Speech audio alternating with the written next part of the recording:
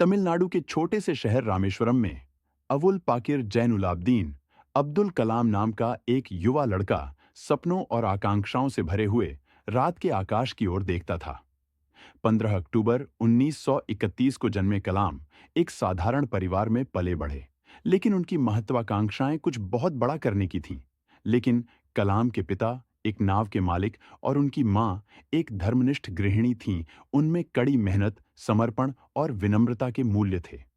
वित्तीय बाधाओं के बावजूद कलाम एक प्रतिभाशाली छात्र थे, जो हमेशा दुनिया के बारे में और अधिक जानने के लिए उत्सुक रहते थे। अपनी स्कूली शिक्षा पूरी करने के बाद कलाम ने सेंट जोसेफ कॉलेज, तिरुचिरापल्ली और बाद में Madras institute of technology (MIT) में अपनी उच्च शिक्षा प्राप्त की। उड़ान के प्रति उनके आकर्षण ने उन्हें वैमानिकी इंजीनियरिंग में विशेषज्ञता हासिल करने के लिए प्रेरित किया। स्नातक होने पर कलाम एक वैज्ञानिक के रूप में रक्षा अनुसंधान और विकास संगठन DRDO में शामिल हो गए। यहाँ उन्होंने वैमानिकी में भारत की प्रगति में योगदान देते हुए विभिन्न परियोजनाओं पर काम करना शुरू किया। कलाम के करियर में एक महत्वपूर्ण मोड़ आया जब वह भारतीय अंतरिक्ष अनुसंधान संगठन इसरो में शामिल हुए। उन्होंने भारत के पहले उपग्रह प्रक्षेपण यान SLV राय को विकसित करने में महत्वपूर्ण भूमिका निभाई, जिसने 1980 में रोहिणी उपग्रह को कक्षा में सफलतापूर्वक तैनात किया। भारत के मिसाइल मैन के रूप में जाने जाने वाले कलाम ने अग्नि और पृथ्वी मिसाइलों सहित बैलिस्टिक मिसाइल प्रौद्योगिकी के विकास का नेतृत्व किया। उनके काम ने भारत की रक्षा क्षमताओं को बढ़ाया और उन्हें राष्ट्रीय पहचान दिलाई। 1998 कलाम पोखरण में भारत के परमाणु परीक्षणों में एक प्रमुख व्यक्ति थे, जिसने भारत को एक परमाणु शक्ति के रूप में स्थापित किया। इस दौरान उनका नेतृत्व और दूरदर्शिता देश की रणनीतिक रक्षा उपलब्धियों में सहायक थी। 2002 में कलाम को भारत के 11वें राष्ट्रपति के रूप में भी चुना गया था। उन्हें पीपुल्स प्रेसिडेंट के नाम से जाना जाता है।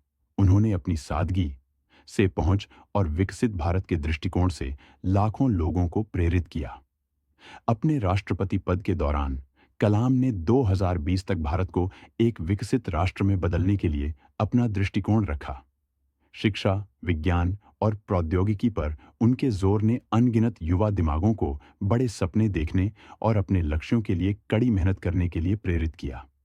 राष्ट्रपति के रूप में अपने कार्यकाल के बाद भी कलाम ने देश भर के छात्रों के साथ जुड़ना जारी रखा। उनका मानना था कि युवा भारत का भविष्य हैं और उन्होंने अपना जीवन उन्हें पढ़ाने और प्रेरित करने के लिए समर्पित कर दिया। 27 जुलाई 2015 को भारतीय प्रबंधन संस्थान शिलांग में एक व्याख्यान देते समय कलाम को दिल का दौरा पड़ा और उनका निधन हो गया। उनकी मृत्यु पर लाखों लोगों ने शोक व्यक्त किया, लेकिन उनकी विरासत आज भी जीवित है। डॉ APJ अब्दुल कलाम की जीवन कहानी सपनों और दृढ़ता की शक्ति का एक प्रमाण है। तमिलनाडु के एक छोटे से शहर से विश्व स्तर पर सम्मानित वैज्ञानिक और एक प्रिय राष्ट्रपति बनने तक उनकी यात्रा पीढ़ियों को प्रेरित करती रहती है।